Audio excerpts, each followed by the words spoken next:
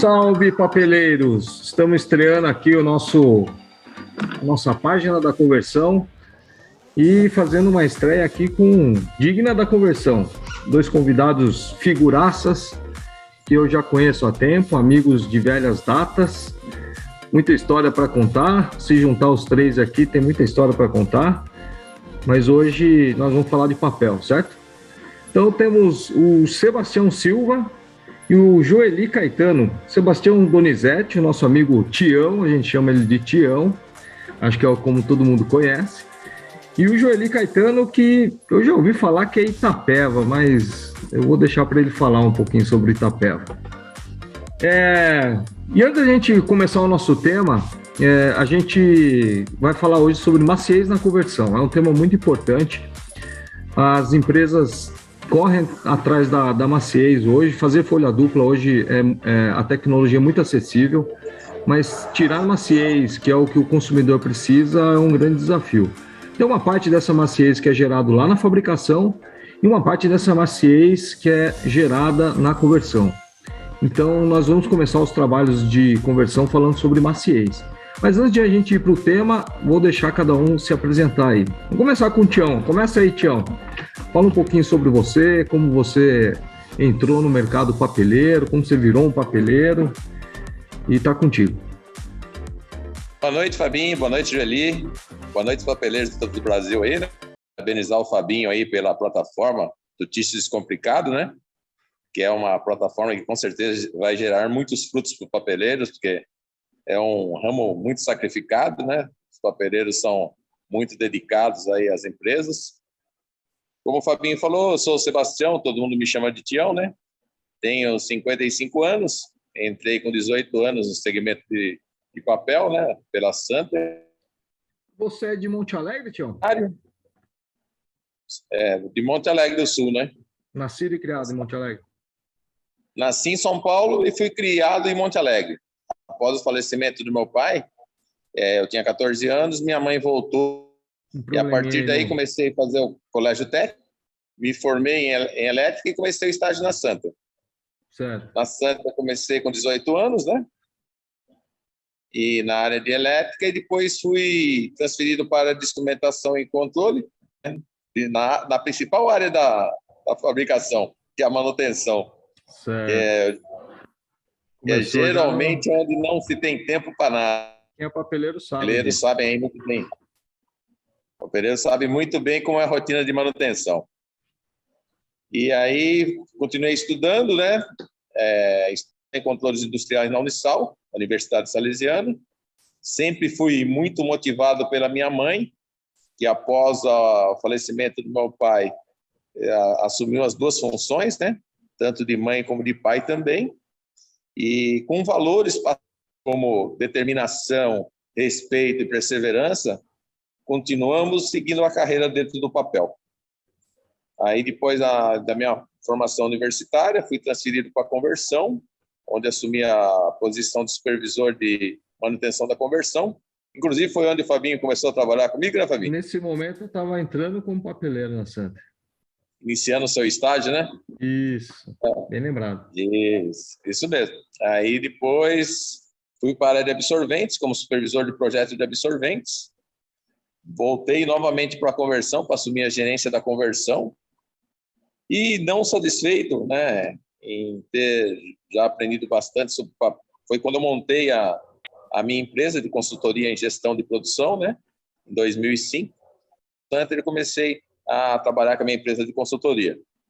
Consultoria para a própria Santa, né, já pela minha empresa. Logo na sequência, comecei a prestar trabalho pela São Roberto, que é uma empresa de fabricante de caixas de papelão. Depois fui para a WS Máquinas, fazer máquinas para o segmento de tixo, né? Um ponto assim que eu sou muito forte, vamos dizer assim, que eu sou muito curioso. Eu gosto de aprender como as máquinas funcionam, entender os seus processos e, a partir daí, conseguir fazer com que elas tenham melhor desempenho. Foi assim durante o período que eu trabalhei na manutenção, como depois também em todos os outros processos a que eu passei pela Santer, e depois na minha empresa de consultoria, e também na WS Máquinas, onde eu assumi a posição de diretor técnico, tá? Então, esse interesse pelos funcionamentos das máquinas acabou me ajudando bastante na minha carreira profissional. Depois da WS Máquinas, fui trabalhar na IMPA, em Uberaba, como gerente de produção, mas aí já de caixas de papelão, né, que é o segmento de flexografia. Depois, voltando da IMPA, fui trabalhar na Holtec, como gerente administrativo industrial. A proposta da Holtec foi uma proposta extremamente arrojada na época, porque, assim, imagine, eu prestava consultoria em áreas de conversão e tive a proposta de uma empresa que fabricava cilindro-golfradores. Tinha tudo a ver com o que eu gostaria de estar aprendendo, não só sobre máquina, mas também como cilindros, né? Foi aí que eu assumi eu assumi a posição de gerente administrativo na Holtec. Fiquei na Holtec durante 2 anos e meio e depois fui profissional de Taiwan, do segmento de tissue, né? Que produz tantos papéis para a área de consumo como para a área institucional também. Depois da Braswell, estou hoje na ProConvert, estou prestando trabalho aqui na ProConvert também pela minha empresa de consultoria, e estou aqui hoje a convite do Fábio, dentro desses 37 anos que estou no segmento, eu acho que consegui aprender um pouco sobre isso e vou compartilhar com vocês hoje. Estou aqui para o que vocês precisarem. Justamente, o Tião, além de grande amigo, ele tem essa experiência na Holtec, que acho que é onde o papel ele começa a formar, o higiene começa a formar e começa a ter essa característica de maciez que a gente precisa, né? Acho que essa experiência do Tião é bem interessante. Beleza, com certeza, Fabinho. Trabalhei com pessoas muito capacitadas, né? E muito criativas também. Esse segmento do papel, vamos dizer, de uns 10 anos para cá, ele evoluiu bastante em termos de design também. Sim, é um ponto também que o pessoal em desenhos. Era muito limitado em desenhos. Hoje em dia, não, você pode viajar, pensar no que você quiser em termos de produto, e quase tudo dá para ser feito. Realmente é uma grande evolução para o mercado de tixo. Legal, tem bastante assunto então. E outro Com convidado certeza. nosso, grande figura, Joeli Caetano. Joeli, ele é da Capchemi, vende e comercializa colas. Fala aí, Joeli, tá contigo. Boa noite, Fábio. Boa noite, Tião. Primeiramente, gostaria de agradecer e dizer que eu estou extremamente honrado de ter recebido esse convite e poder dividir um pouco aí de conhecimentos com vocês. Fábio, que, cara, é um exemplo de gestão para a gente aí no mercado tixo, e o Tião, que dispensa qualquer apresentação quando se fala, quando o tema é conversão. A gente que viaja de norte a sul do país aí sabe o quanto vocês são conhecidos, e quero dizer que a plataforma é muito interessante porque é um conteúdo sucinto, um conteúdo objetivo e que traz informações da maneira que as pessoas anseiam em recebê-las. Gostaria de parabenizá-los. Muito legal mesmo essa forma, esse start que vocês estão tendo. Bom, para quem não me conhece, meu nome é Joeli Caetano. Eu iniciei a minha carreira no tixo, a minha carreira no papel em meados dos anos 2000. Iniciando ali na Santer como ajudante geral terceirizado, eu embalava a bobina na fabricação para exportação de papel. E fui de lá para cá, quando cheguei naquela condição de fábrica ali, eu já sabia que ali eu ficaria por bastante tempo. Devido aos colegas, devido aos amigos, devido à forma de trabalho, eu acho que é algo que atrai muito a gente. E eu fui aproveitando as oportunidades, entrei para trabalhar como ajudante geral, já aí efetivado pela Santer, e eu tive um líder que dizia para mim, para você ser promovido, basta você estar no lugar certo, na hora certa e preparado. Bem preparado. E eu ouvi muito bem, e preparado. Eu vi muito bem esses conselhos, as oportunidades foram aparecendo, e eu fui galgando ali, passo a passo, na Santer, assumindo cargos de liderança, cargos de processo, até assumir uma fábrica, uma unidade da própria Santer, já como um todo, utilidades, fabricação e conversão. Em 2013, eu recebi uma proposta para estar assumindo aí um novo desafio com a Capchemi vindo com seus adesivos no Brasil. E, no momento, confesso para vocês que tive até um pouco de receio, porque o mercado era todo dominado por uma multinacional. E o adesivo de laminação era um paradigma que existia no momento, porque sabia-se, vários testes foram tentados, vários testes fracassaram, então havia um receio, um paradigma muito grande naquele momento de se substituir uma laminação, ou substituir uma cola de junção. Mas para mim foi uma grande surpresa, os resultados se mostraram bem favoráveis.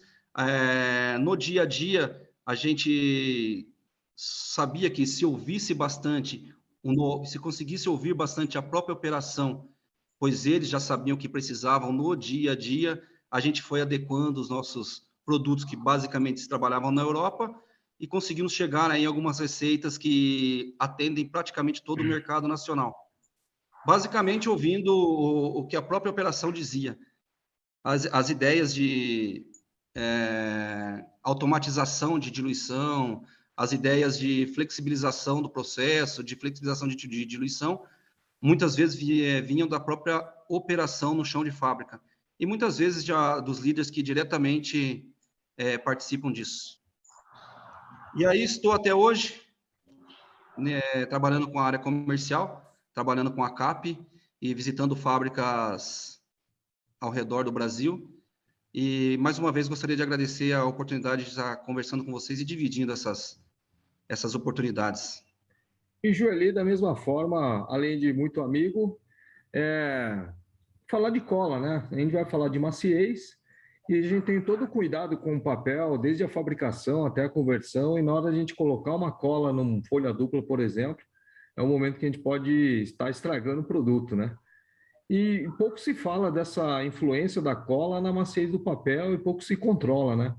E em algumas poucas conversas que a gente teve, é algo que a gente consegue fazer de forma muito simples, né? Muito barata.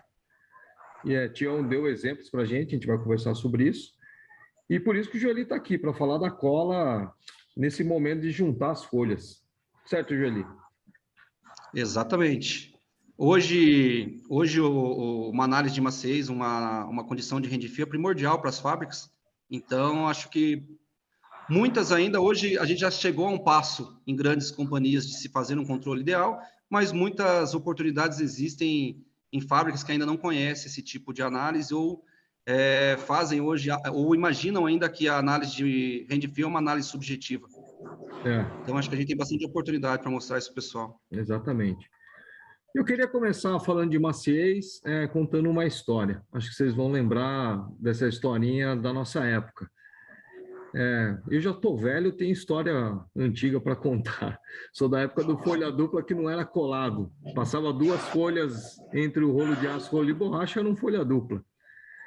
Mas, em dado momento, eu participei, Tião participou também de um projeto que chamou Ondas de Maciez.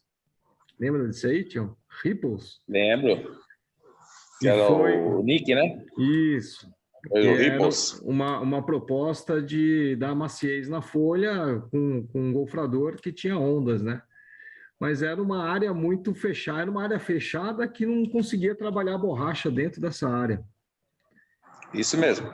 E a consequência disso é que a borracha esquentava. Lembra disso, Tião?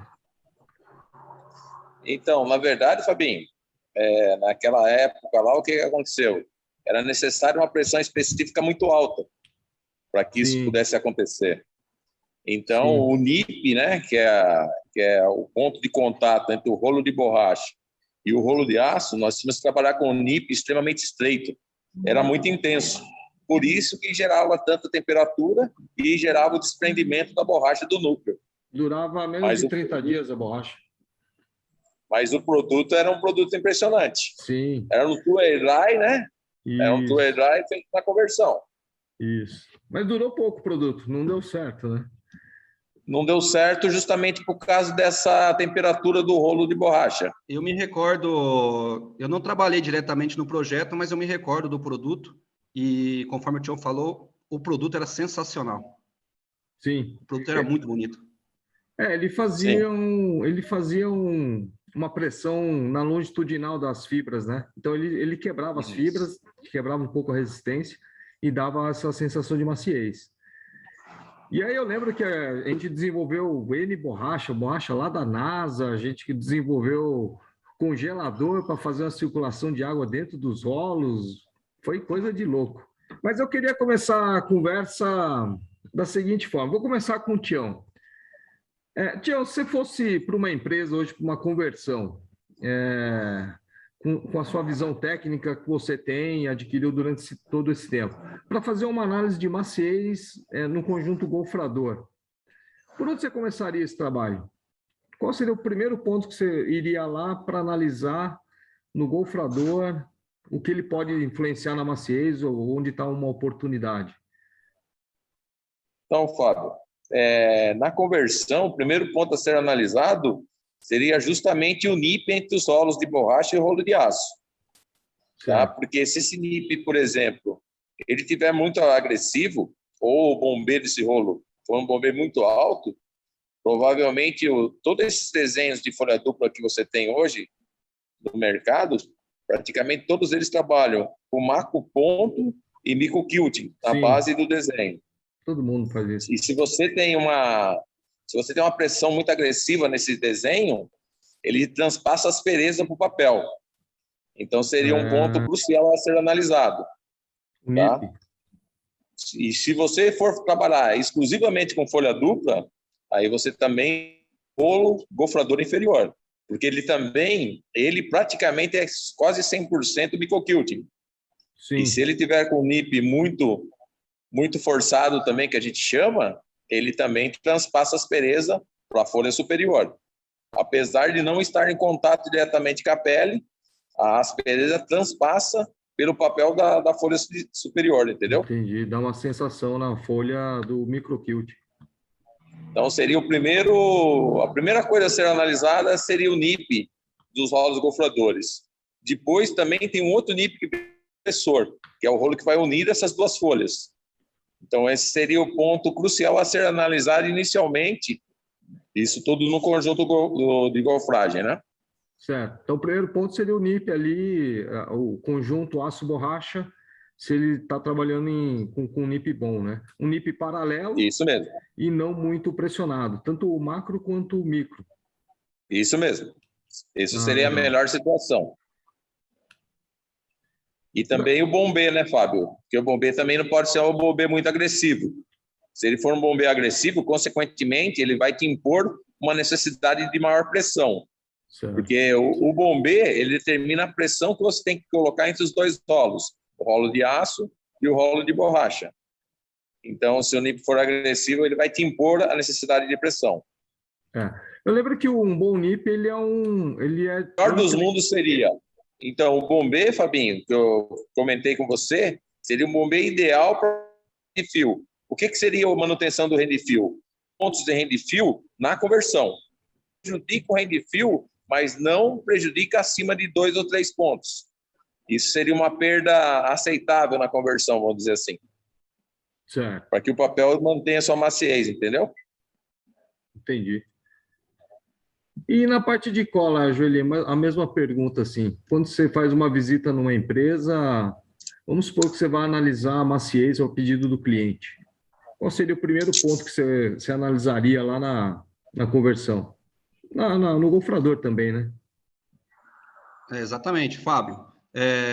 O adesivo de junção hoje é extremamente importante para que você tenha um rende fio adequado no seu processo. Ele impacta diretamente no seu processo. Então, hoje, se você tem um adesivo que te permite uma boa colagem, e o Tião até não me deixa... O Tião pode até nos auxiliar com a parte técnica do equipamento, se tiver alguma dúvida, mas quando você tem um adesivo que te proporciona uma boa colagem, você tem a condição de se trabalhar com menos pressão nos rolos. E isso te deixa o produto mais flexível e te dá uma sensação maior de rende fio. Por isso que principalmente o que eu analiso é o histórico de trabalho da fábrica, qual é o índice de sólidos que ela trabalha, qual é o índice de sólidos que geralmente o mercado atua e qual o índice de sólidos que ela poderia atuar para te trazer um melhor rende fio, uma menor aplicação de colas e um produto menos carteado assim, no processo. Eu acho que a gente não pode ter hoje um adesivo feito a cada momento, um adesivo diluído conforme cada operação imagina ou que tem pelo feeling do operador. A gente hoje tem que ter um norte, e esse norte é a análise de sólidos e a análise de viscosidade, que poderia auxiliar bastante a gente na condição de hand fill do produto final. E essa é uma variável em função da preparação da cola na fábrica, né? É mais que provado que transportar água é desvantagem, né? E essa preparação com o cuidado e o controle na fábrica, ele vai ter essa vantagem que você comentou, né? Exatamente. Hoje em dia, praticamente todas as grandes fábricas do país, elas estão trabalhando com um processo de diluição automático, o que facilita muito essa condição de estabilidade do processo. Certo. Conforme você comentou, adesivo pronto para uso é inviável em relação ao custo. Então, quanto se mais tem um adesivo com alto índice de sólidos concentrado, menor o seu custo com transporte e melhor a condição de ganhos dentro da própria fábrica. Fábricas que têm um consumo baixo ou que ainda não têm uma condição de investimentos em equipamentos, ela pode fazer isso facilmente com um refratômetro e com uma análise de viscosidade diária, ela consegue identificar se está tendo oscilação ou não, ou mais sólidos ou menos sólidos no seu processo. Ah, legal. Isso é muito pouco controlado hoje em dia, né? Sim, com certeza. Hoje em dia, Fábio, se você pega hoje, por exemplo, as fábricas que já têm um know-how maior, elas geralmente controlam. Certo. Né? Elas têm hoje, elas fazem o controle de viscosidade ou por Ford Cup, ou pelo próprio refratômetro, na análise de sólidos, mas ainda tem muitas e muitas fábricas que é aquela velha história. Eu falo para ti, quando você vai numa fábrica ao sul e pergunta qual é a diluição utilizada na conversão, a resposta é de imediata, é 1:3. Aí quando você vai no Nordeste e faz a mesma pergunta, é a mesma resposta, a minha diluição aqui é 1:3. Quando você faz uma análise da cola concentrada pela refração e faz a mesma análise pela cola pronta para uso na refração, você identifica que não é 1:3, é 1:2,5, é 1:2, e aí depende muito do feeling operacional. Mais concentrado. Mais concentrada ou menos concentrada. Geralmente não está o 1:3 que ele acredita que está trabalhando. E uma tendência do operador a deixar mais concentrado para colar melhor? Isso pode ocorrer. Pode acontecer? Isso pode ocorrer. E é fato que acontece, porque se você tem uma cola com mais sólidos e uma cola com maior viscosidade, muitas vezes ela acaba mascarando algum problema de microfuros que você tem, ou ela acaba te auxiliando mais no equipamento. Então, muitas vezes o operador prefere estar trabalhando com uma cola com mais sólidos, mais viscosa, e deixar a máquina rodar.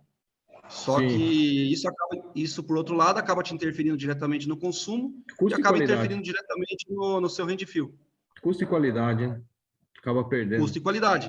E são dois itens extremamente simples.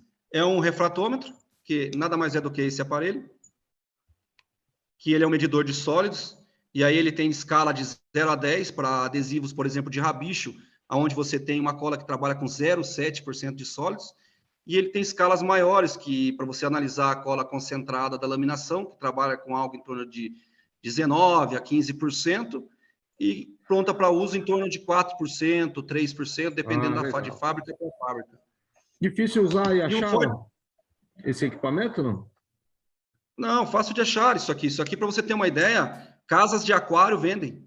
É mesmo? Hoje em dia. É o mesmo equipamento que você faz análise de água do aquário. Aí depois você deixa comigo uma descrição, vou deixar no link do vídeo aqui. Para turma procurar. Outro item também que não falta comigo no dia a dia é um Ford Cup. Ford Cup. O meu é de PVC simples, algo, cara, que qualquer um pode fazer, até dentro da própria fábrica. Você pode utilizá-lo com vazão de 4 milímetros ou com vazão de 6 milímetros para colas mais concentradas. E hoje, até no próprio Google, você pode achar a tabelinha de conversão do tempo do Ford Cup para set points ou para megapascal. Então você pode fazer essa o tempo. Exatamente. E aí você utiliza a própria tabela que ela vai te dar a viscosidade na condição que você quer. 2 itens simples, que na minha mochila não falta e acredito que em fábrica nenhuma deveria faltar. Legal, Geli. A gente vai falar sobre mais detalhes sobre isso. E eu sei que o Tião, na operação que o Tião está trabalhando hoje, a turma mede isso, né, Tião? Mede. Aqui tem um aqui, ó. Eita lá, nem combinado Já foi, não hein? pode faltar. Não pode faltar, porque senão você perde o controle. Então, nós medimos constantemente todos os turnos, né? São medidos. Eu já trabalhei também com unidades automáticas, como o Geli comentou, né? As unidades automáticas, os supervisores só conferem, na verdade, a concentração. Uma vez por Não tem turno? necessidade, uma vez por turno só confere. Muito simples, Aí né? o próprio sistema automático é que faz o bombeamento e aí faz o abastecimento das linhas. No caso, se você não tiver uma unidade automática, aí você tem que fazer a medição todo turno no relatório. E aí você pode medir tanto a cola de laminação, como a de transferência, como a de rabicho. Certo. Qual é a vantagem de você monitorar essas colas? Laminação. Se você tem uma laminação com baixa concentração, a incidência de colágeno no rolo gofrador é bem menor. Um problemão isso aí. Quanto maior a concentração, maior a incidência de colágeno no rolo de gofragem, entendeu? Isso é parada de máquina, para limpeza. Entendi. Se tiver um bom lubrificante, né? Ela favorece essa colagem e aí você acaba perdendo em produção por conta disso. Aqui eu trabalho entre 3,5% a 4%. Não passo disso. E rabicho, por exemplo, é muito importante para que você tenha o desprendimento da folha com facilidade e ela não transpassa a segunda folha. Não e a de precisa. transferência também. A de transferência te ajuda muito no momento do rebobinamento. E depois ela não tem taque seco. Então ela se desprende ao término do uso do papel. Então essas características das colas são muito importantes que sejam monitoradas e medidas turno a turno, para que você garanta a qualidade do seu produto final. O que o Geli comentou também, que é muito importante, é assim, se você tem uma cola que ela tem uma boa performance de colagem, você consegue afastar o rolo clichê do rolo aço. Consequentemente, a concentração de cola aplicada no desenho em alto relevo é menor e o papel se torna mais maleável com isso e ganha com isso uma sensação de maciez. Certo. Exato. Essa condição, Fábio, essa condição de processo que o Tião está citando é primordial. Hoje, se você não sabe aonde você quer chegar, qualquer caminho serve. Então, você tem que ter uma referência, um histórico para você poder medir isso. Eu sempre falo para o pessoal, fábrica não pode ser laboratório de colas. E a cola não pode ser uma variável do teu processo. Quem tem que resolver o problema de cola é o teu fornecedor. Eu tenho que te mostrar qual é o melhor caminho, qual é a melhor condição de sólidos e tem que conhecer o meu produto. Então, hoje, tem muitos releases nos adesivos que te auxiliam muito nisso. A soltagem, a cola tem que colar bem e também descolar bem. Então, os releases te auxiliam nisso, ela te auxiliam na hora de retirar produto do rolo, ela te auxilia na cola de transferência para não soltar aquela fibra do tubete e passar para o papel, ela te auxilia na colagem do rabicho, que geralmente não pode colar mais que 2 folhas, e o principal de tudo é a penetração. Então, produto que passa pela folha e vai para os rolos é uma dor de cabeça danada, correto, Tião? Correto, com certeza. Porque aí, se ele passa pelos rolos, começa a impregnar toda a máquina. Aí você tem uma incidência de limpeza muito maior. E aí, com certeza, é perda de produção. Então, quanto melhor for o adesivo, melhor vai ser a performance dele em máquina e melhor a produtividade da máquina. Por isso que a escolha do adesivo certo e com as características certas e os controles ideais é a melhor dos mundos para os papeleiros de conversão. Eu vou colocar em tela aqui o material que eu preparei, que é o desenho dos rolos que o Tião tinha pedido. Vou compartilhar com vocês aqui. Chamar o slide certo aqui, né?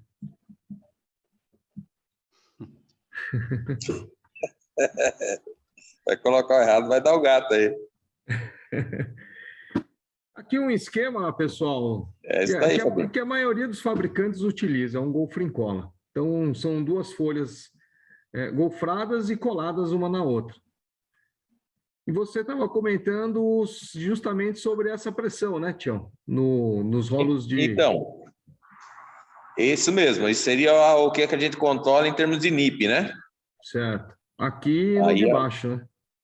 isso, os dois têm que ter um bom controle. O que acontece hoje, Fabinho? Geralmente, trabalhar com o gofrador inferior com NIP menor do que o gofrador superior, justamente para não deixar transpassar as aspereza, entendeu?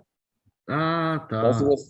se você tem um NIP de, vamos supor, 30 milímetros em cima, o pessoal tenta trabalhar com NIP embaixo, em torno de 20 a 25 milímetros embaixo do microquilting sobre o desenho. Tá, mas daí a borracha é outra, é um outro revestimento. É o mesmo revestimento. O que muda geralmente é bombê. É um bombê mais Certo. suave. Entendi. Porque o NIP, ele é Você consegue trabalhar com menor pressão e o NIP mais estreito. O NIP é resultado de é um tripé de informação, né? Que é espessura, dureza e bombê, né? Isso mesmo. Isso mesmo. Isso tem que tomar cuidado, né? Isso, o principal deles é o bombê. Porque a dureza, uma vez que você definiu a dureza, você já não mexe mais com ela. Certo. Então, o que vai estar como na mão quando você for fazer um revestimento? É a definição do bombê, entendeu? Entendi. Se você define um bombê muito agressivo, você vai colocar muita pressão depois. E aí você pode transpassar a aspereza, o papel no final. E aí o que acontece também, Fabinho? Hoje em dia você tem microquiltings de diferente concentração de pontos. Você tem microquilting que são de 60 pontos, né? E tem microquilting que são de 80 pontos por centímetro quadrado. Com que o desenho do microquilting seja menor ou maior. Então, se você tem uma concentração menor, você tem pontos mais altos. E se você tem uma concentração maior, você tem um desenho mais baixo. E, consequentemente, ele te ajuda na questão de maciez também. Entendi. Pouco se fala sobre o microquilting e maciez, né? Difícil ouvir falar. Mas nas fábricas. ele influencia bastante. Bem Se você não tiver esse cuidado, é uma coisa que você pode transpassar a aspereza, entendeu? Entendi. Quer comentar alguma coisa sobre o desenho aqui, Júlio? Um ponto de atenção? Não, Fábio, o ponto de atenção é exatamente o que a gente estava falando aí um pouco atrás, que a condição inadequada de diluição que você tem de adesivos aqui, né, na aplicação do produto, vai interferir diretamente na quantidade de pressão que você coloca no processo final aqui no pressor. Então, o que acontece? Muitas vezes você acredita que diluir mais a cola, ou trabalhar com uma cola com um número de sólidos bem menor, te traz um ganho vantajoso, porém você está colocando muito mais pressão para poder fazer essa colagem lá na frente, entendeu? Certo. Por isso é muito vantajoso você conhecer o seu histórico, conhecer seu processo como um todo, para ter ali uma estabilidade maior uma variável que você não precisa estar tanto de olho, que é o adesivo lá atrás. Aqui olhando também, esse pressor muito apertado, ele vai... Uma coisa que é muito importante nessa figura aí, por exemplo, o ponto A, que você colocou entre anilox e clichê aí, tá? Certo. Nesse ponto, se você trabalha com uma aproximação muito acentuada, você começa a fazer uma linha de cola no rolo clichê. Certo. Essa linha de cola, o que ela faz? Ela começa a jogar cola do clichê no rolo aço. E aí favorece a colagem também. Um excesso. Aí dá excesso de cola no rolo aço. E essa cola, ela passa tanto no rolo aço, então é um ponto de atenção muito importante para a questão de operação. Porque se você olhar em condições normais de colagem, o rolo clichê é como se ele tivesse úmido. Ele não pode ter nenhuma linha nele, formando nele, entendeu? Eles têm que estar úmido, mas por inteiro, sem nenhum ponto de excesso. A linha se fala na longitudinal, no perímetro. Ela faz no radial, né? Ponto de contato, porque o clichê, ele sempre vai ser menor que o papel, justamente para que o papel proteja o rolo aço de não pegar a cola, certo? Certo. Então, nesse rebaixo do clichê, em contato com o rolo anilox, existe um ponto de pressão entre os dois, quando você faz a aproximação. E esse ponto, ele faz uma linha no radial do rolo clichê. Ah, entendi. E ele joga a cola no rolo aço, nas extremidades do rolo aço. E aí você tem que fazer o quê? Você tem que calibrar o rolo anilox em contato com o rolo clichê. Entendi. Aqui é Esse é o um ponto ponto de B. cuidado, né? Sim. Outro ponto é o ponto B, que é o que o Joeli falou. Dependendo da situação da cola, da concentração e da qualidade da cola, você tem que aproximar ou afastar o clichê. Quando você faz isso, se você não está atento na concentração da cola, você pode começar a golfrar com o clichê. Você aproxima tanto ele que ele começa a apertar o papel. Entendi. Mas por conta da concentração da cola e da qualidade da cola. Caramba. O ideal nesse ponto é que ele trabalhe afastado do rolo aço, até para que não desgaste o clichê, entendeu? E com quanto calibre aqui, geralmente, Tião? Geralmente, Fabinho, eu calibro com 4 centésimos. 4 centésimos. E no ponto Entre A? o clichê e o rolo aço. O anilox e o clichê, eu trabalho com 5 centésimos. Eu coloco o 5 centésimos no lado de transmissão e no lado de comando. Então, eu sei que os rolos estão paralelos. Se a linha ainda formar, eu afasto um pouco mais. Certo. Mas eu parto dos 5 centésimos. E do Entendi. clichê para o rolo aço, eu calibro com 4 centésimos. Legal. Tá? Uma boa referência. Ô, Tião, Também é a questão do NIP. Geralmente, ele vai te dar de 5 a 10 milímetros de NIP no rolo pressor. Se você não aproximar o rolo pressor, você pode estar dosando uma quantidade de cola bastante acentuada no clichê e passando para o papel, mas o seu papel não cola. Se o rolo aço tiver, o rolo pressor estiver afastado, entendeu? Ah, sim, a calibração aqui também, né? Isso mesmo, a calibração do ponto D. E com quanto aqui, mais ou menos, Tião? Aqui eu também tento trabalhar, Fabinho, sempre com 5 centésimos e depois eu meço o NIP. Aí se o NIP tiver de 5 a 10 milímetros, tá bom. Ô, Tião, e geralmente o pressor acaba sendo aí o principal item de atuação quando você tem algum problema de falta de colagem, correto? Ah, entendi. Encosta ele ali. O pressor é muito importante essa calibração, porque se a pessoa não se atentar à calibração dele, pode dar o problema de aspereza, né? Porque vai estar golfrando muito, né? E ele não a função dele não é golfrar, é somente unir as folhas. Então, por isso que deve ser feita a calibração, colocando o espessímetro de 5 centésimos e medindo o NIP. E eu fiz uma marcação C aqui, Tião, que é entre aço. Esse não tem contato, Fabinho. Sim, tem um espaço ali, né? Existe um espaço ali, mas não tem contato. As folhas só se unem no pressor. Ah, entendi. Geralmente os sistemas eles são sincronizados, porém são sincronizados pela transmissão, por correias sincronizadas. Mas os rolos não têm proximidade entre eles, os dois rolos aço. Entendi. A folha vai encontrar ali no pressor, uma com a outra. As folhas se encontram no pressor. Legal. Entendeu? Entendi. Vou tirar de tela aqui e a gente continua conversando. Beleza. Se precisar chamar a imagem de novo, a gente puxa. E, Joeli, alguma experiência, alguma história de aplicação assim que você conseguiu contribuir com o cliente, com essa visão técnica, ou algo que faltava na visão do cliente?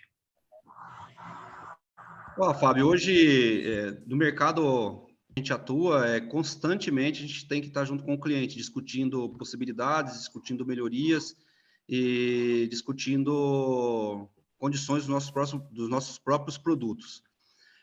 O que eu aprendi nesse meu dia a dia, o cliente não gosta de blá, blá, blá. O cliente não está lá para ouvir balela. O cliente, hoje em dia, conhece o equipamento, conhece o processo e sabe quando tem algo de errado. Então, geralmente, quando você chega, você já tem que fazer uma análise direta no que está ocorrendo e no que ele já fez de atuação. Algumas vezes a gente chega na fábrica e, Joeli, eu estou com um problema de papel prendendo no rolo. Beleza, tudo bem, vamos ver. O que você já fez no seu equipamento? Eu já especimetrei já várias vezes, já fiz a análise dos rolos, já fiz limpezas constantes e continua tendo problema. Então, tá bom, vamos lá. Você chegou a analisar o seu adesivo? Geli, eu já analisei o adesivo, mas eu ainda não tenho certeza do que pode estar ocorrendo. E aí você entra com essas análises simples de homogeneização, se não está separando, se não tem odor que não seja característico do produto. Você analisa os atributos e as variáveis, e se identificado alguma coisa, você não tem que ficar querendo achar alguma outra variável para tentar rodar o equipamento. Então, de imediato, você já tem que fazer a substituição, analisar os lotes e trocar. Por várias vezes a gente chegou em fábrica e a concentração não é a mesma que a pessoa fala, a concentração o produto que ele está rodando apresenta algumas anomalias, por isso que é importante, antes de você sair fazendo as regulagens, os ajustes de equipamento, analisar o seu produto, analisar a cola que você está aplicando, porque algumas vezes você já identifica de imediato que o problema é ali, substitui, limpa o sistema, entra com um lote novo ou com outro adesivo e a máquina parte sem ter muitas dores de cabeça. Evita mexer no equipamento, né? É o maior Evita risco. mexer no equipamento. Porque a partir do momento que você sai atuando no equipamento, mexe em pressão de rolos e depois você vai atuar no produto, você faz a substituição do produto, limpa todo o sistema e entra, você vai perder mais algumas horas ali para tentar readequar de novo o processo ao produto que está bom naquele momento. Sim. Então, acho que uma das variáveis que deve ser primeiramente atacada é o adesivo. E, como eu disse assim, algum tempo atrás, quando a gente estava conversando, que o responsável pelo químico é o fornecedor. Então, teve alguma dúvida, tem alguma condição que não está legal, chama o fornecedor e resolve primeiro esse item antes de sair atuando em equipamento. Certo. Isso é o discurso da liderança lá dentro da fábrica, né? Analisa tudo antes de mexer na máquina para não perder a mão. Esse Sim, é o melhor cenário, né? Esse é o melhor cenário.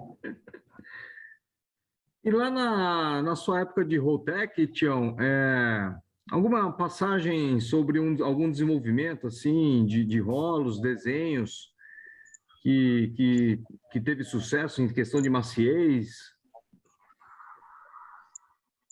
Mas na verdade, Fabinho, assim, na Roltec e o segmento de tixo, na verdade, nós atendíamos a muitos clientes. E cada cliente tem o seu desejo em particular, né? Não necessariamente somente maciez, né? Tem alguns que pedem book, né?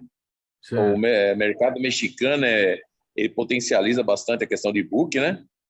Então você trabalha nessa questão. Questão de maciez, o que é muito sensível, Fabinho, é a medição de hand fill. Não tem como Certo.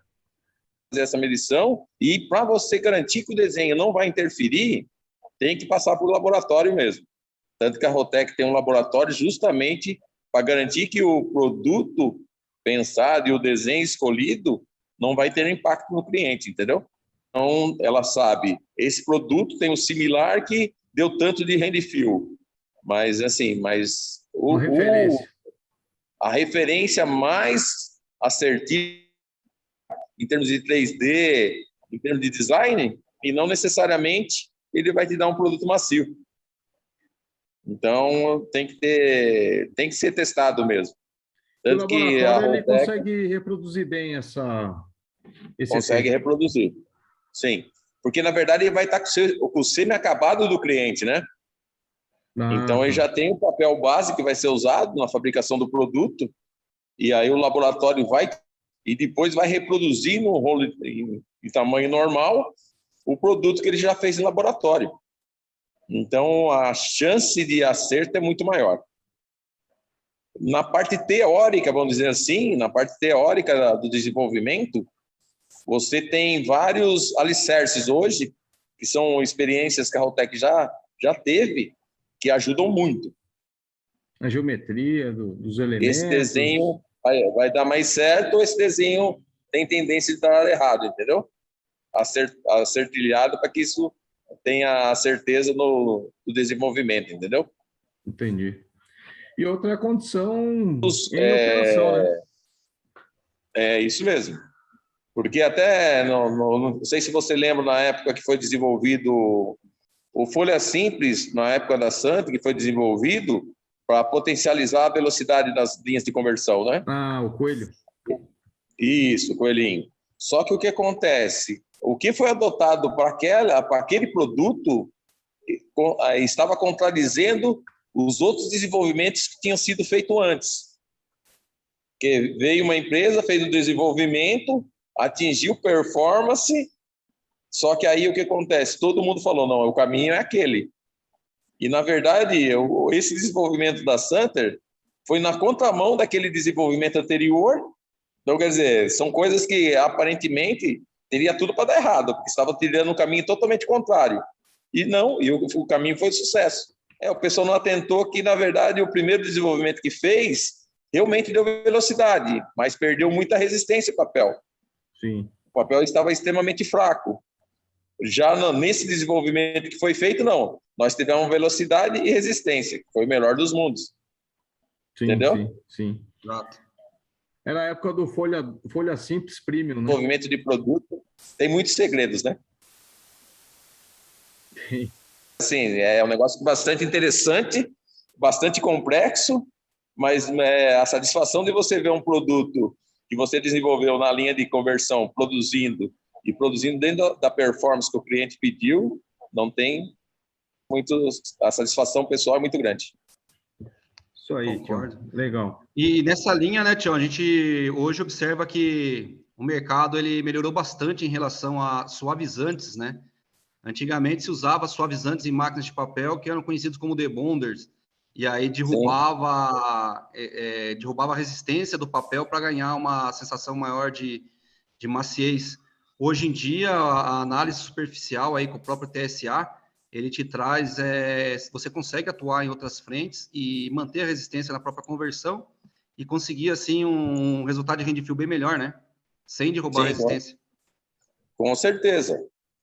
E existem tecnologias também de wolfragem, né? O Random Dots, né? É uma tecnologia que fez isso, mas por folha simples, né? Mas é tudo tecnologia. Tudo passa pelo aprendizado, né? E é o que você falou. Antigamente, na fabricação, os químicos que eram adotados, né? Como suavizantes, cada um tinha sua característica e os benefícios não eram tão potencializados como são hoje, né? Exatamente. Hoje tem mais A conversa alternativa, né? Com esse advento da tecnologia aí, né? Sim. Tem um grande líder aí que é o que domina essa tecnologia de maciez do papel, que é o Neve, né? Esse é o produto buscado aí por todos os fabricantes como referência. Acho que toda fábrica tem um rolinho de neve na mesa como referência do pessoal de marketing, pessoal de produção, de controle de qualidade, e vive passando a mão naquele rolinho e passando a mão no rolinho que está fabricando ali, né? Ele é a referência, né? É. Hoje em dia, Fábio, Com certeza, isso é. Hoje em dia a gente consegue identificar que a maioria das empresas do mercado nacional consegue ter um produto similar, consegue ter alguns produtos tops que tem uma sensação de suavidade bem avançada, bem boa. Então, lógico, ainda tem esse caminho a ser seguido, mas muitas fábricas já se preocupam com isso, né? E trabalham em cima disso. Hoje o rend feel é algo que não tem como você querer só rodar e não pensar nisso. Não controlar, Cada né, vez maciez? mais. Exatamente. E algumas empresas já controlam com equipamento, com o TSA, que não é um equipamento barato. Algumas controlam com um grupo de rend feel, que formam um grupo com pessoas do administrativo, pessoas de várias áreas diferentes, porque não tem o vício de análise dentro da conversão. Esse E comentário algumas é interessante. controlam, hein? Sim. Eu acho que eu nunca vi um grupo de análise assim, cara. Você nunca chegou a conhecer um grupo de rend feel? Não participei. Sim, já tem algumas fábricas que não é um analista utilizam... que faz, então. Não, na verdade eles unem uma equipe, formam um grupo, e nesse grupo consiste pessoas do administrativo, pessoas de fora da área do processo produtivo, porque aí não tem esse vício de, não tá legal, e tem uma fórmula, tem um procedimento a ser seguido que foi criado na Universidade Federal de Itajubá e que pontua. Você é formado lá, Fábio, acho que não participou dessa época? Não. Acho que foram uns 45 anos atrás, mais ou menos na época que você se formou lá, não é? Na época, o papel higiênico era um rolão de cinza. E exatamente isso. Então, tem uma pontuação que eles analisa a parte superficial, analisa o ruído, analisa alguns outros fatores e chega numa pontuação de handfeel. O produto está aceitável, o produto não está aceitável. A partir do momento que o produto não está aceitável, tem alguns procedimentos para serem realizados, tanto no processo, quanto na máquina de papel, quanto no equipamento, ou em outras variáveis que podem estar afetando esse item. Tem diversas formas de medir, né? Eu fiz o lançamento do curso na semana passada de fabricação e uma das aulas é a fórmula de maciez. Eu vou deixar um pedacinho também dessa aula que eu fiz aqui no nosso conteúdo, onde eu explico sobre esse cálculo do índice de maciez vindo lá da fabricação, utilizando resistência transversal, longitudinal e gramatura. São as 3 variáveis aí, né? E tem uma outra passagem também que, pensando nesse conteúdo que a gente está discutindo aqui, foi uma passagem que a gente viveu lá na Braswell, que era o momento que a gente fez um trabalho de aumentar o alongamento da folha. Lembra disso? Sim. Lembro. Porque a busca por maciez, tirando resistência, ele começa a deixar frágil a máquina de papel e a conversão, em termos de quebras, e aí vai. E uma das saídas é alongamento, aumentar o alongamento, né? O alongamento ele vai ajudar bastante na conversão e ele vai manter sustentação de folha lá na máquina de papel e na conversão também. Tem uma perda com alongamento maior, tem um pouquinho de perda lá na enroladeira, mas é uma continha para se fazer, né? Porque ajuda bastante, né? O alongamento alto. Com certeza, Fabinho. Na verdade, o benefício do alongamento na conversão é que você não precisa dar tanta pressão no rolo gofrador para você conseguir dar o book, né? Sim. Porque senão o que acontece? Qual que é a solução? Baixo, o único jeito de você aumentar o diâmetro é pressão no gofrador. E se você tem alongamento, não. O próprio alongamento no papel e, consequentemente, você tem um book melhor. Porque, assim, se você analisar, quando a gente fala do alongamento, nosso papel é um papel crepado. O papel crepado é como se fosse várias ondas que foram criadas. Então, quando o rolo de aço ele penetra no rolo de borracha, aí ele vai tentar formar o desenho do rolo de aço no papel em contato com a borracha. Só que se ele não tem alongamento, ele vai e volta como se fosse um elástico. Ele não tem um indentamento, que a gente chama. O indentamento seria as arestas do desenho, elas se formarem e vincarem, que é o que vai dar sustentação para o papel depois. Porque aí o que acontece? Como o rolo gofrador ele é gravado como se fosse uma hélice, os pontos eles se sobrepõem, eles não se encaixam um dentro do outro. Nessa sobreposição, se ele tem um indentamento, o que ele faz? Um apoia sobre o outro. Por isso que o alongamento é muito importante. Se você trabalha com alongamento baixo, o desenho não se forma, porque ele não consegue fazer esse indentamento e entra em colapso, que a gente chama. E aí você tem a perda de book. Certo. É porque por isso vai aumentando. Lá na máquina de papel, para você tirar um papel com baixa resistência, não é fácil. E para você converter isso também, não é fácil. Com certeza. E o alongamento ele pode compensar um pouquinho disso, né? Mas, de novo, com certeza. Tem uma continha lá na enroladeira que tem que ser feito e encontrar esse equilíbrio. Mas pela busca da maciez, o papel está ficando com 13,5 gramas agora, né, 13 gramas. Folha tripla, com folha bem abaixo de gramatura, né? Ô, Fábio, eu acho que tudo é uma curva de cima. O limite acho que está sendo as 13 gramas, né? Acho que abaixo de 13, por enquanto, eu não vi ninguém estar trabalhando, né? Eu vi alguns folhas triplas com 13 gramas cada folha. Ô, Fábio, isso é uma curva de sino, né? Acho que qualquer atuação buscando um ganho de handfeel no produto final, ele tem que vir em conjunto, sabendo-se que vai ter no primeiro momento uma queda e uma recuperação, porque tem um aprendizado a ser, né? Você tem que quebrar um paradigma aí em relação à resistência, em relação ao alongamento, até que você consiga recuperar essa eficiência da sua linha já com as novas variáveis do processo. Sim. Com certeza. Mas o retorno é muito rápido, Jorgeli. Exatamente. É muito perceptível. Exato. Hoje, Tião, nós estamos com alguns projetos já avançados, alguns testes já em fase de teste longo, com um adesivo trabalhando com 2% de sólidos, que é aquela condição. A gente ganha colagem carregando bem menos sólidos. Então, para você ter uma ideia, alguns resultados foram totalmente satisfatórios, porque é normal você encontrar hoje processo perdendo de 3 a 4 pontos entre semi-acabado e produto acabado.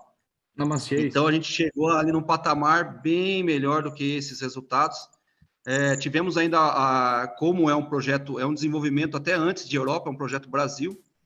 Então, a gente está agora numa nova etapa. Tivemos algumas dificuldades, não com colagem, mas com espuma no processo, que é uma variável terrível, que tem que ser controlada, tem que estar bastante atento, não pode existir.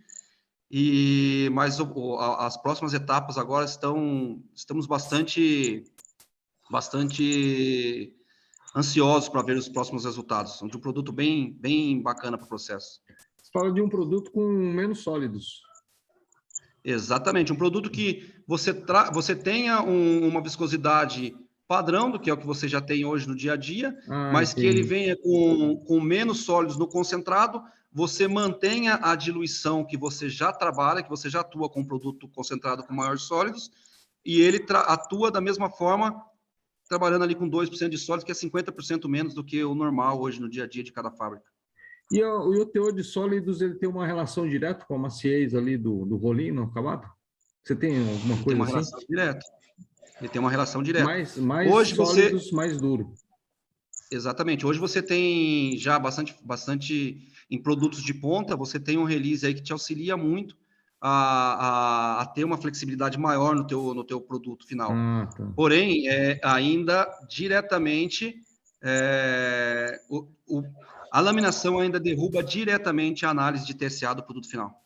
2 pontos, é esse que você comentou? Geralmente derruba em torno de 3, 4 pontos. Acho que alguns lugares chega até 5 pontos, né, Tião? Chega 5, 6 pontos. Na verdade, assim, é um contexto, Fabinho. Não só a cola, mas toda a concepção.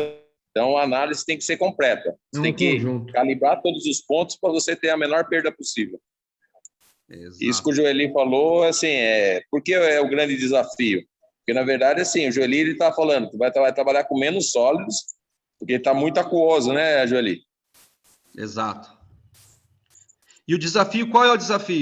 Isso qual é o desafio hoje? Da mesma forma que a gente trabalha buscando maciez no rolinho, no papel higiênico, no folha dupla, no folha tripla, a gente ainda o mercado quer um toalha estruturado.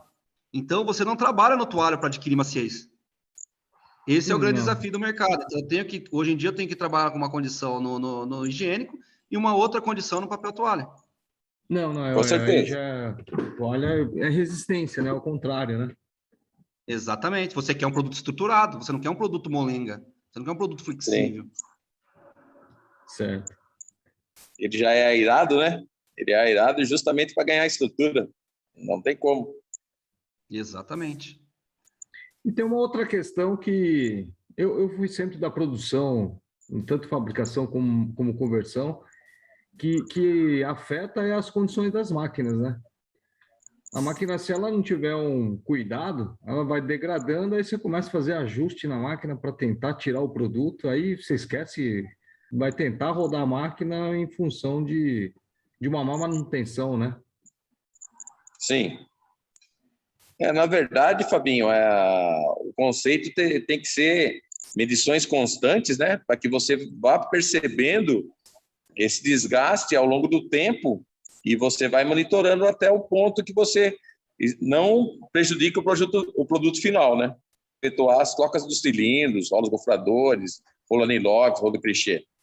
Porque o seu norte tem que ser o seu produto final e a garantia da qualidade dele. Exato. Julie deve encontrar bastante situação assim, né, Julie? A gente encontra, Fábio. Algumas vezes até a gente compreende, porque devido à localização da fábrica, devido à condição financeira da fábrica, muitas vezes acabam se atuando com uma concentração maior de sólidos devido a um rolo queimado ou alguma condição de deterioração do próprio rolo, e aí acabam trabalhando. Então, subentende-se isso. Mas hoje em dia ainda nas fábricas que já estão aí brigando na liderança do mercado, que hoje está bem acirrada, já é bem mais controlado isso, viu? Já estão bem mais estáveis. Adesivo hoje já deixou de ser um parâmetro ou uma variável que deteriore ou que cause algum problema, porque está sempre bem controlado, o histórico é bem conhecido, né? Ah, bacana. É um aprendizado aí que o pessoal está aplicando, está utilizando. Exato. Vários paradigmas, né? Vários paradigmas foram quebrados aí desde 2013 para cá, que eu comecei a trabalhar na linha direta com adesivos, incluindo condição de sólidos, incluindo adesivos. O Tião acho que passou até mais do que eu por isso, adesivos que eram batizados. Minha cola trabalha bem pra caramba. E você vai lá, o cara tá misturando cola de transferência com a outra para colar. Não, isso aí é lá isso na realmente... Suécia, só na Finlândia. Exato. E realmente... E a minha resposta para quem me chamou, a resposta para quem está junto é assim, cara, o cara está fazendo isso porque alguma necessidade ele tem. O operador não vai querer sair da linha dele e buscar outra cola lá e fazer. Ele está fazendo isso porque alguma dificuldade tem no processo, né? Então tem que entender um pouco. E geralmente ainda acontece, mas algumas coisas são até entendidas de localização. Então, o que o Joeli está citando aí, Fábio, por exemplo, é que a cola de rabicho, por exemplo, é uma cola que ela tem taque úmido, um taque úmido bom para que o rolinho não descole até a embaladeira, para que depois ela desprenda com facilidade. Sim. Só que, por exemplo, se essa cola tiver algum problema e o taque seco dela estiver muito fraco e você, por mais que você tire a concentração de água dela, continua fraco, você não tem outro jeito a não ser batizar essa cola com cola de laminação. Olha o Tião ensinando aí. Mas são artifícios operacionais e não necessariamente para aquele momento. Não, são condições que as fábricas de hoje em dia não aceitam mais. Você ter uma condição dessa, por exemplo, que uma cola vamos só citar um exemplo para vocês, uma cola de rabicho que roda 0,7% de sólidos e ela concentrada te custa R$1, você colocar uma cola de laminação que roda com 4% de sólidos pronta para uso e te custa R$8, não tem muito sentido, né? Não faz sentido. Não tem como, né? Sentido. E ainda você pode até conseguir uma eficiência naquele momento e continuar rodando a linha, mas você não vai ter a qualidade diferenciada na hora de você fazer o destaque pela primeira folha. É isso mesmo. O batismo que você quis citar é isso, né? Exatamente. Aí no final do mês a turma fica procurando, por que gastou tanta cola aqui? Onde foi parar essas colas? E essa daqui não gastou nada, pô? Isso aqui sobrou? Não, exato. Não, vocês estão de parabéns porque consumiram pouco a cola de rabicho, mas vocês estão encrencados porque consumiram muita laminação. Mas não acontece isso por aqui, né, Júlio? Não, geralmente não. Isso é mais quando eu visito. Não, quando eu visito mais fábricas lá para o Paraguai e tal, aí a gente acaba encontrando alguma coisa. Mas aí o cliente substitui por CAP e o problema está resolvido. Certo. E para a gente fechar a conversa aqui, o Tião deixou bastante dica aí sobre o equipamento, o gofrador, o Joeli também. Para o nosso cliente, para o nosso ouvinte, alguns cuidados que ele tem que ter para manter essa qualidade aí que está desafiador para todos os fabricantes. De novo, todo mundo tem acesso lá ao gofro em cola, todo mundo está conseguindo fazer um folha dupla estruturado, tudo. E o cliente, a gente está vendo também que o mercado brasileiro está consumindo cada vez mais o folha dupla. Então, esse consumo maior, ele tá trazendo opiniões do nosso consumidor novo de folha dupla, né? Que ele está pedindo maciez. E isso eu vi também pelas fábricas que eu passei, que a reclamação do consumidor de folha dupla por maciez, ele é constante. Ele é perceptível, isso é... O que a gente poderia dar de dica para os nossos amigos aí sobre, ainda na conversão, os cuidados? A gente já falou lá do microquilt, a gente falou da cola com teor de sólidos, não é difícil medir isso. Para a gente dar aquela cereja do bolo para o nosso papeleiro amigo. Então, Fabinho, eu acho que assim, dentro de tudo que nós falamos, passar um plano de monitoramento para que acompanhado ao longo do tempo. Porque o que acaba acontecendo? Você tem a situação de um equipamento que parte com os cilindros novos, por exemplo.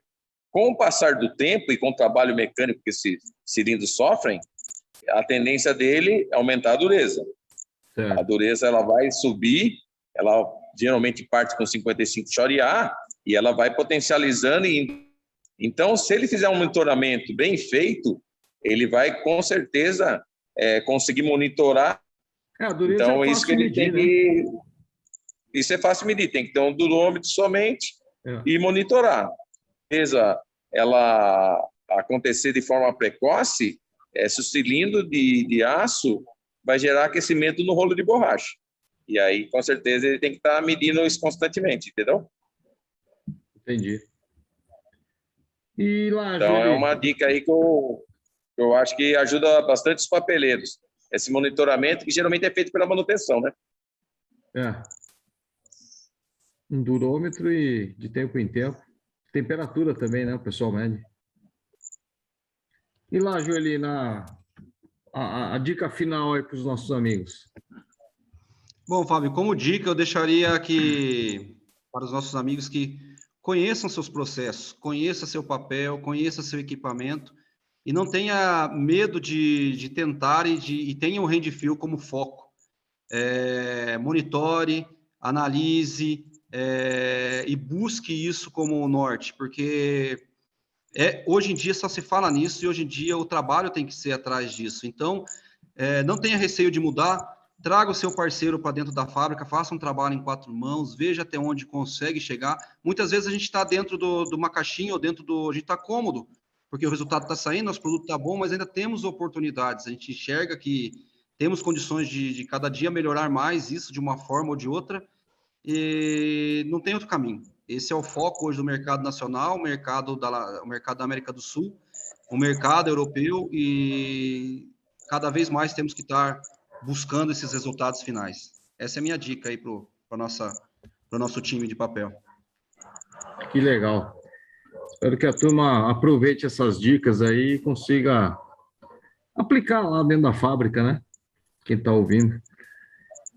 Vou deixar aqui Sebastião Donizete da Silva, @WCS_consultorias. Vou deixar o link na descrição do vídeo também. Tem o contato do Tião também, esse é o Instagram. Do Joeli é Joeli Caetano, o Instagram, certo, Joeli? Exato. Capchem é o nome da empresa que você representa aqui no Brasil. Vou deixar o link também na descrição do nosso vídeo. Em algum lugar aqui do vídeo eu vou deixar também para vocês clicarem e conseguir entrar lá no Instagram dos dois e acompanhar essas duas figuraças aí. Pessoal, eu queria agradecer muito essa oportunidade de revê-los, bater um papo, por ter aceito o convite desse desafio. Para mim está sendo um desafio criar esses conteúdos, levar esse conteúdo até os papeleiros. Como eu disse no começo, a gente começa com chave de ouro aí, com Joeli e Tião estreando a página da conversão, com um assunto tão importante para o papeleiro. Eu tenho certeza que esse é um dos vários encontros que a gente vai fazer. Tem muito tema, é muito vasto o tema de conversão. Eu devo um que é presencial. Prometo que o próximo a gente vai estar numa mesa grande de madeira, com garrafas abertas e conversando, um suco de laranja pro Tião. Beleza. E desenvolver outros temas também, tá? Queria deixar uma palavra final, Tião, Joeli. Começar aí com... Quer falar, Tião? também agradecer aos companheiros que nos acompanharam durante esse período aí e dizer que estamos à disposição para o que puder ajudar. Legal, tio. Julie? Eu gostaria de agradecer ao Fábio pelo convite, agradecer ao Tião por estar aqui somando e agregando a gente. Cada vez que eu converso com vocês é sempre algo que a gente acaba aprendendo. E agradecer a todos que assistam o portal aí. Se precisarem de qualquer coisa, nos chame. Estamos disponíveis aí para auxiliar no que for preciso. Legal. Obrigado mesmo, pessoal. A gente marca a próxima presencial. Combinado, Fabinho. Em algum lugar por aí. Combinado. Beleza, Obrigado, brigadão. pessoal. Até mais. Até mais, Fábio. Abraço.